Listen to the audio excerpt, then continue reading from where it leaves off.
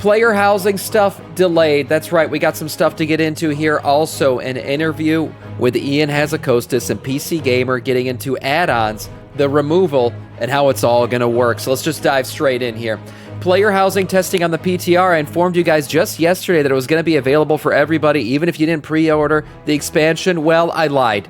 That's right. Blizzard decided to take that down. It has, in fact, been temporarily delayed.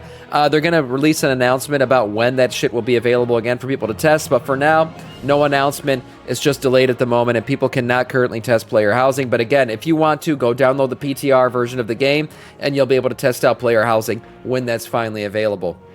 Silvermoon City, our capital hub for Midnight, and something I'm really excited to get into here. Now, as an Alliance player, I already know that a lot of the city will not be available to me, which is going to be interesting because I've said it before and I'll say it again. My plan is to push into the Horde areas with 40-man raids and see how deep we can actually go. And I'm excited to do that. And we actually have our first little preview of what happens to an Alliance player when they venture into Horde areas. And I'll show you that here in a second. Before we do, obviously, new portals to Silvermoon will open up once you complete the intro quest line. The intro quest line for Midnight is actually going to take us to Silvermoon and everything. So that'll be right away off the bat. We'll get our new version of Silvermoon in the game once Midnight finally goes live, along with our new portals and your Alliance and Horde portal rooms. The Alliance one will take the place of Borealis. The Horde one will take the place of the old Silvermoon portal. Besides that, you'll be able to fly around. We already know that. No more phasing. And here it is, right? The map of the Horde and Alliance areas and what they're going to look like. So the Horde area is essentially the old version of Silvermoon, where that currently was. That is the size that Silvermoon was in the game, by the way, guys. And then all this shit is the added-in stuff for Silvermoon. So yeah, like tripling in size here. But what happens when an Alliance player ventures into a spot they shouldn't? Well, here we got a little look at what exactly will happen. And it's pretty interesting. So you don't get ported out, which I'm happy with. I was worried it was going to be like a Dalaran thing where you just get ported to the other side or the center of the city. No. In fact, what happens is you get a little warning here that the guard's eyes are on you. You see a little countdown timer here as an Alliance player. And then once that countdown ends, you've now been tagged for PvP. So it's time to begin defending yourself. The guards attack you. You grab more and more aggro, and then bam. This guy got one-shotted pretty hard. Now, he's level 83. Basically got 3-shotted by this guard, so he's not cap level yet. Also not geared out, most likely. So we'll have to kit cap, gear out a little bit, and then form up our raid to push into these parts of the city and see how much chaos we can actually cause. But that is a plan for one of the streams coming up, and I'm excited to do that. Also, very happy with the fact that we are not going to get ported out, but instead get to fight our way through the Horde versions of the city. Again, Silvermoon looking absolutely glorious. I mean, this is really nice stuff. This goes towards, kind of Blizzard and how they revamp cities now. They look really freaking good. This definitely takes a lot of inspiration from Suramar. I said it many times before we got the new version of Silvermoon, that I thought Silvermoon should be on a Suramar scale. It's definitely, it's basically, it's the biggest elven city in the game. It should be. It was the high elven capital before they became blood elves, before the Scourge arrived and everything. And I think these images really do it justice. Silvermoon looks absolutely glorious. I'm very excited to have it as a capital city, and excited to see where things go in the Midnight expansion as we advance through the storyline. Okay, if you want to be a Haranir, or maybe you just want to look like one, there's going to be a lot of themed gear that you'll be able to get in the Midnight expansion. A lot of cool stuff here. If you're into roots and things, druids, eat your hearts out, wrap yourselves in thorny vines. This is what you're going to get from a lot of the gearing that you'll be able to get through some of the Haranir dungeons, the delves, and things like that. So some pretty cool looking stuff. Again, very Haranir inspired. Lots of roots, lots of leaves. Lots of, those autumn colors that have become very much Haranir related. We got a mail set. What is this here? We got this, what was I looking at first? The cloth set. We got the leather set here. We got the mail set, which is not bad, actually. I think a hunter could really use this helm. This is actually a pretty decent looking helm if you're out there wearing mail right now. And then we got the plate armor set. Yeah, not very plate looking, obviously. Wood, if you want to walk around with your wood hanging out, this is a good way to do it. The little assless leather chaps looks like here with little strips and stuff. Yeah, why not? Why not? Some people want to look like this in the game. They can go now and do that. A bunch of weapons with leaves and shit wrapped around. No surprises here. Yeah, Haranir stuff. Not bad. We also have a redone HD version of the Mage Weave armor set. If you don't know what the Mage Weave armor set was, it was an original cloth tailoring thing that you could make in the game. So tailors used to make this. I still remember when I played Mage back in the classic days, I did in fact buy these shoulders off the auction house, wasted a ton of money on them, but I thought they looked really cool, so I wanted to have them. This is what looking cool back in Vanilla WoW used to look like. These were considered big boy shoulders. They looked pretty damn cool. They had a nice little model, and they hung out the shoulders nicely. So now we're getting some redone versions of these. Some new. They definitely take inspiration from the classic version, but they keep that. They keep a new HD rezzed up version of them. So these look cool. Yeah, if you're gonna want them, not sure how we're gonna get them yet. These could be trading post. Following the footsteps of the Karaji robes, Dragonflight, We're not sure exactly where these are going to come from. There's several variants per slot, legs, full coverage, chest, sure, images show them, yep. So maybe these will be trading post related items, we're not sure yet. But yeah, a nice little classic version of the Mage Weave coming back, so that's nice. Also, witches hats, that's right, you want your Harry Potter sorting hat? That's going to be available for you if you want that. Now, this is data mined off of the Midnight Alpha, which is kind of interesting. I'm expecting this to be part of the October trading post that we're currently in now, so it's obviously not part of it, but maybe a future October trading post. But yeah, witches hats, different versions of these that match with the different capes. They look nice. I mean, if you want to have a witch's hat, this is the way to go, right? This looks like a classic witch's hat. As I said, it looks like the sorting hat from Harry Potter. That's what I thought of. You got to be careful with the white version, though. Looking a little bit too pokey there, but it's got the little layover, so that's fine. Overall, yeah, these are fine. These are tagged as trading post items, so you'll be able to get these most likely off the trading post. Like I said, maybe next year, October. And then comes the Midnight October. I wish hats did make characters bald. I wish they didn't make characters bald. I don't want to look like Samantha. Thank you. I appreciate that, Eggsy. Reminding me that I'm balding. Yeah, that's a very, very appreciated. Gruesome sets right there. If you're talking about the viney ones, yeah, not bad. Yeah, the outdoor set looks meh like this. So those other sets that I was showing you, they're not... a lot of them aren't necessarily outdoor. Yes, some of them are. But I think some of these weapons and things you'll be able to get off of the dungeon drops and stuff, because there is a Harnier-related dungeon. So we'll see where all this stuff comes from. But yeah, it's all right. It's all right. But you know what isn't all right? People's panic about add-ons. That's right. People's panic about add-ons has been in full force. And what I've been telling people for quite a while now is stop panicking. The game that you currently play is not what you're going to be playing when add-ons go away. And Ian Hazzikostas kind of went into this stuff with a PC Gamer. There's a full-on interview about the philosophy of add-ons and how they want to look at this stuff going forward. So here we go. Consequences of restricting add-ons. Unsurprisingly, restricting add-on functionality has resulted in a host of trickle-down issues, forcing Blizzard to reevaluate what's presented by base UI, how players interact with encounter mechanics, and the complexity of classes they're playing while doing so. So Blizzard knows that things are a little bit complicated in the game right now.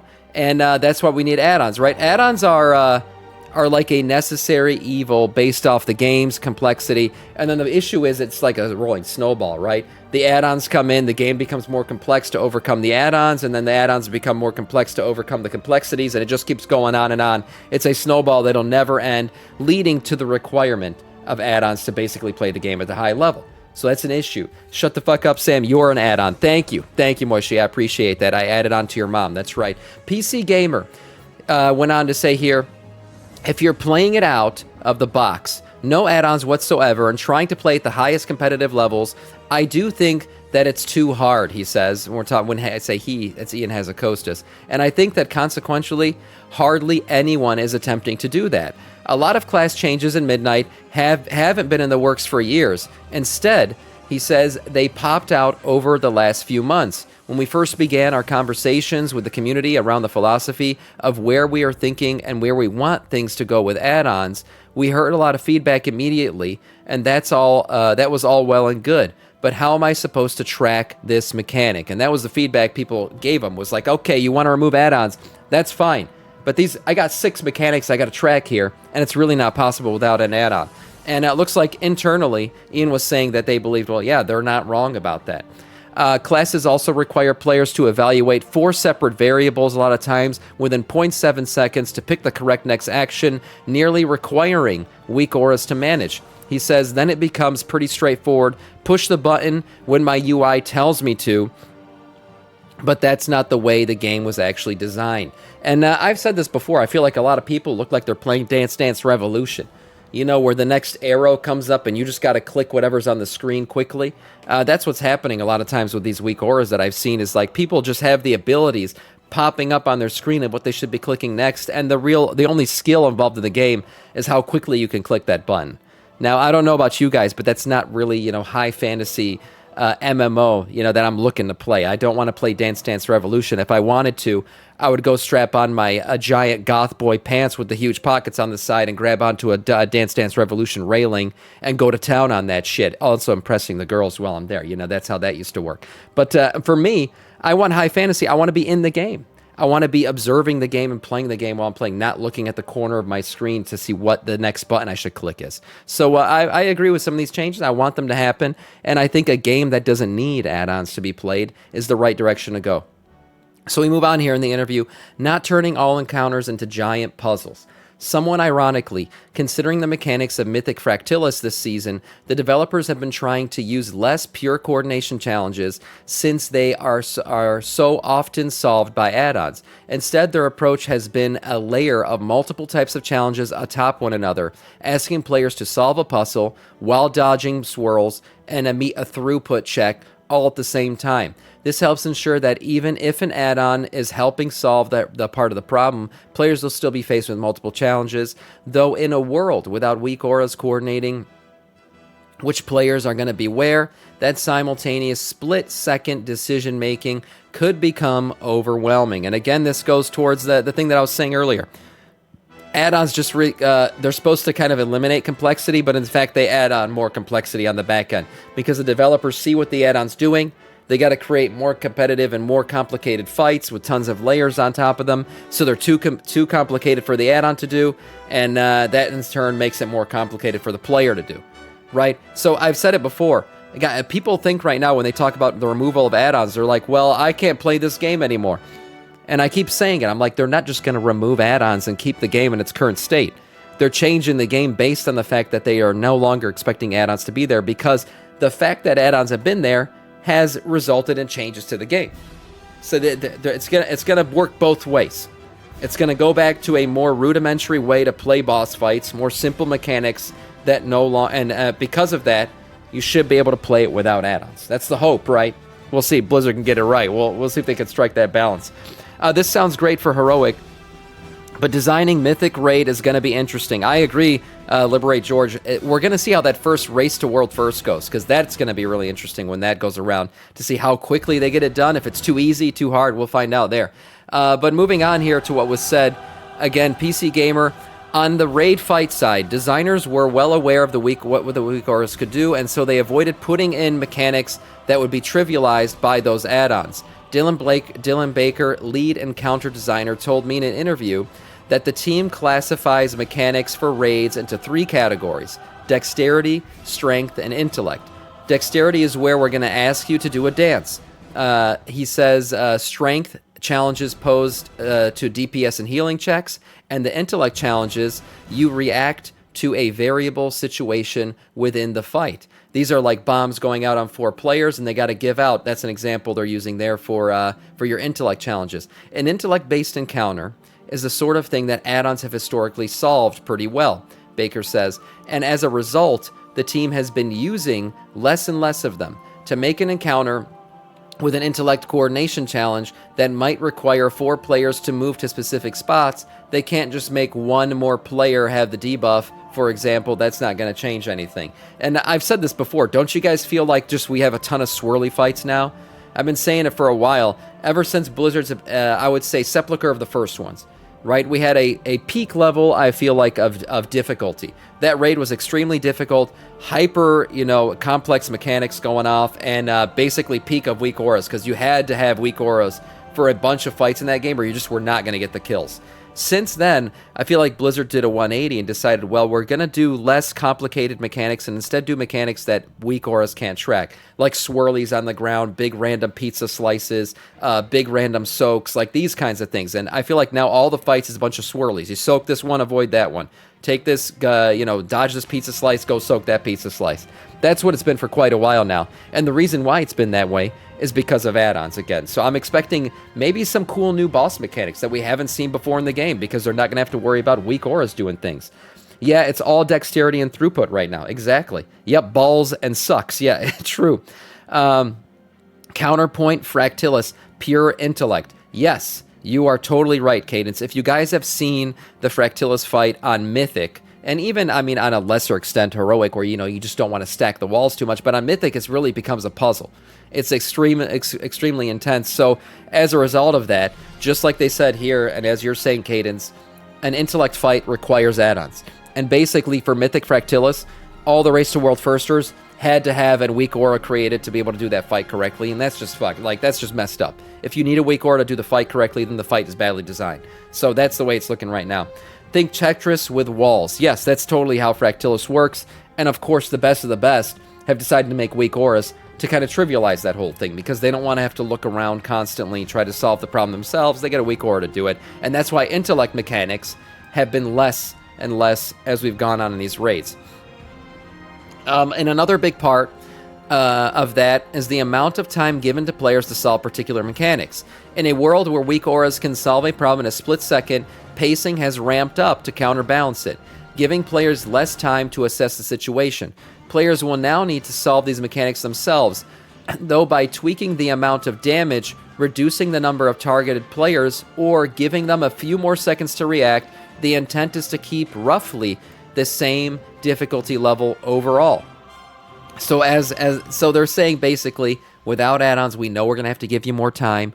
We know we're going to have to maybe do a little bit less or make things more visually, apparent that what's going on here.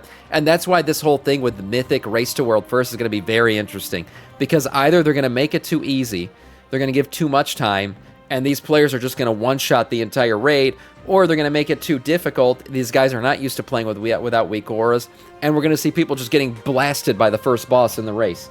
So we'll see how all that works. It's going to be a very interesting, probably one of the most interesting Race to World Firsts we've seen in quite a while.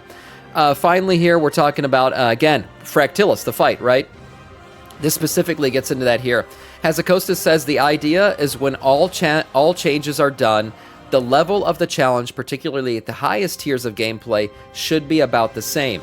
I don't think it's going to look all that different, he says. I think the skill ceiling should be about the same place, and the ways in which it's measured should be fairly similar for all people. The floor, this is important here, the floor of the average gameplay should rise as people take advantage of better designed fights and classes that are easier for people to read without help. And I totally agree with this. It basically makes raiding more accessible. I mean, how many of you guys have been doing a raid fight and you find it overly difficult, you're not quite understanding what's going on, and then somebody says, hey man, whispers you, download this weak aura, you'll be fine. And then once you do that, you've suddenly reached a level of intellect where, like, this is the most trivialized, easy fight I've ever seen. I'll give you an example. What's it called? The gambling slot machine fight, if you guys remember in the Undermine raid. That mechanic, figuring out which two or which coins to get to put in, that would have taken a lot of coordination, a lot of high level of understanding in a very short amount of time to get done properly. Once we got the weak aura, everyone was just like, oh yeah, everyone knows what to do. We're all using the weak aura. It's literally calling it out for us. And the last thing, you don't have to think anymore. It's just go follow, it's like a kindergarten class at that point. Lightning, coin. Okay, fine. Go get the lightning and coin and put them in. So those kinds of things will no longer be a thing. But if they are still a thing, we'll have more time to do them. And it should be less complicated in terms of what we need to do and understanding what we need to do. So that's really good for entry-level players who no longer will have that moment where, like, they find raiding extremely difficult until they get the weak aura. Instead, raiding will only be difficult until they understand the fight, and then they'll be able to do it. That's the way it should be. The pressure of doing the stupid symbols on Mythic Mists was frustrating too. Yeah, I'm sure it was. How many stacks should I taunt on just taunt when it tells you. Yes, this is true too. The just taunt when it tells you is definitely a thing a lot of tanks use, including myself. Or if the DBM or whatever the call out wasn't working, a lot of times I'll just base that on, well, this is starting to hurt. So I should tell the other guy taunt, or I look at the other guy's tank's health and, watch his health start to drop, and then I taunt. That's the way it should be. Waiting for the call out, yes, is using an add-on to tell you what to do. Now, call outs will still be a thing. It's just going to be integrated in the game. So hopefully Blizzard makes it very obvious when we're supposed to taunt off each other. But again, speaking of Fractilis, on Mythic, the game director acknowledges that the current fight would be unreasonably difficult, stating that emphatically that it is not looking, they are not looking to turn the game or the game raid encounters into giant puzzles, but they should be more involved in knowing how to run to the star marker. So again, current fights, the way they currently exist, is not Blizzard's plan going forward. They want to make fights more easy, understanding that the add-ons are not going to be there to trivialize it. Also, many players rightly look at Mythic versions of the fight and say, we don't think this is possible without an add-on. And Ian says, honestly, I wouldn't say that it's not possible. I would say that it's unreasonably difficult. So Ian's just saying, get good, bitches. That's what he's saying right here. Without weak auras trivializing the encounter by telling players exactly where to go, the team can tune in to give players a few seconds more to get there. That's right, they're going to give us more time to do things, or by reducing the number of players who need to move, or tweaking the damage required to kill the boss. So again, making things easier because add-ons won't be there. Now, that coordination becomes a hallmark of the encounter in a way that we honestly haven't been able to do so far for a long time, because we knew that weak auras would do it for you. He says, we're not looking to turn all of our raid encounters into giant puzzles for people to solve. And that's great to hear. I don't want all the things to be giant puzzles, because again, then it just becomes, well, I wish we had add-ons kind of shit. But I think the coordination and figuring out a solution for these multifaceted problems has long been one or more of the interesting parts of raiding. Instead of the first 3 wipes are because someone has had their weak aura misconfigured, he says, and then after that, all you do is, listen to the run to the star, listen to the weak aura. He's right.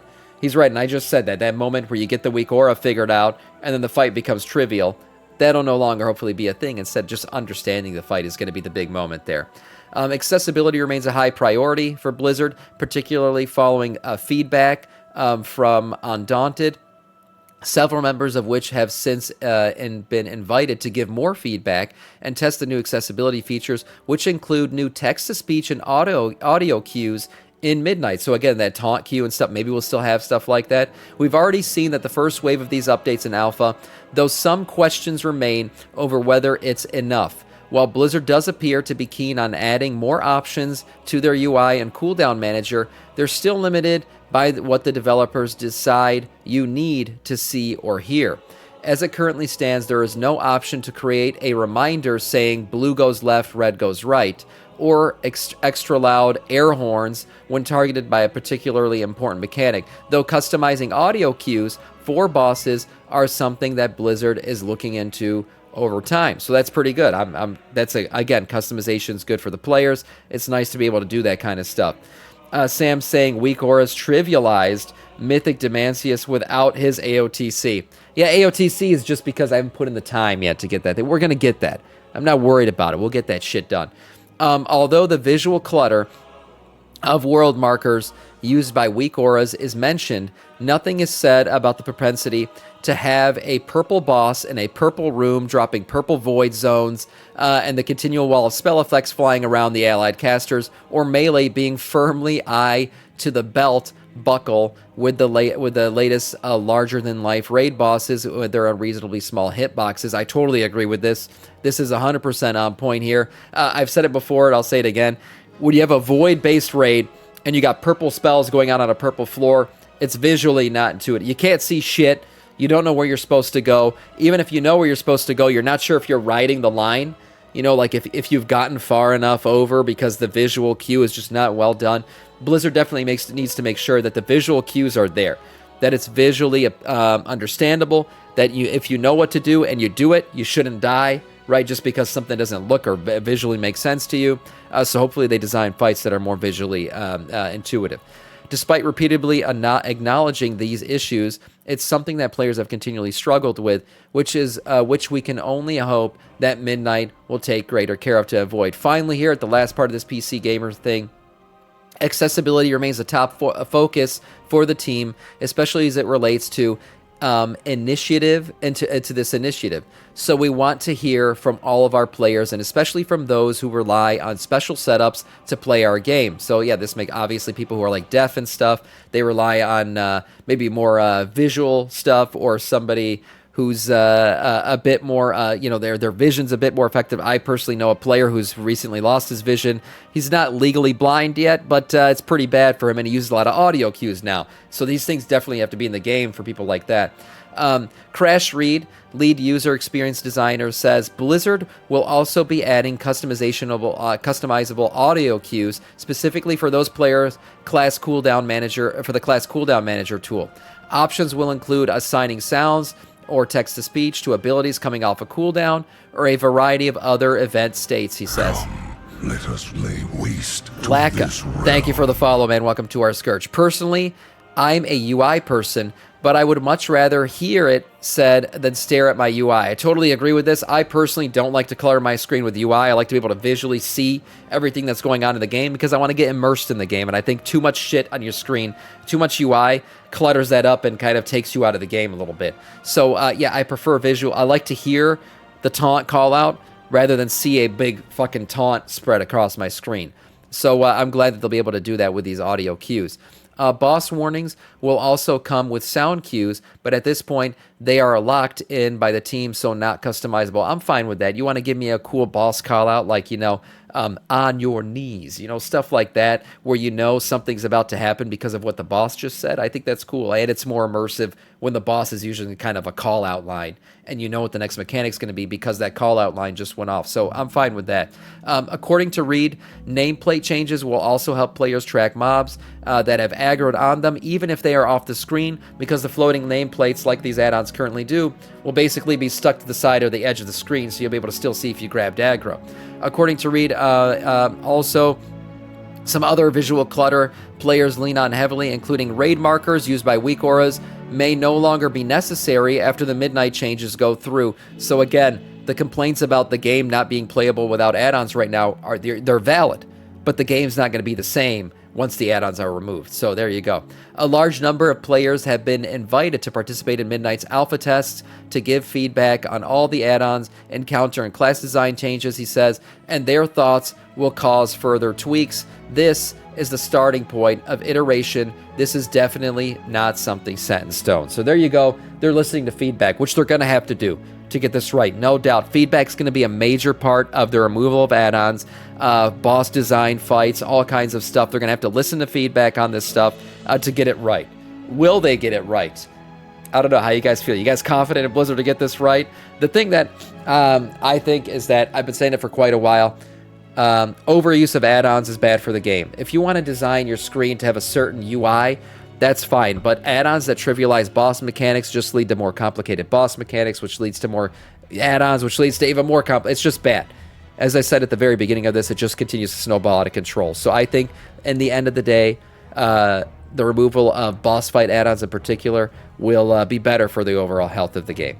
And that is all in terms of news.